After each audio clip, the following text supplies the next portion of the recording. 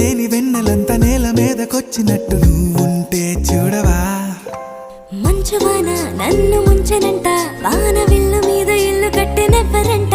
ఈ లోకమంతా నిన్ను చూసినంట, ఏ దిష్టి నిన్ను తాకకుండా ఇంటిలోన దాచుకుంటా. రంగు రంగు తారలన్నీ తొంగి తొంగి ఒక్కసారి చూస్తున్నా ఏంటిలా.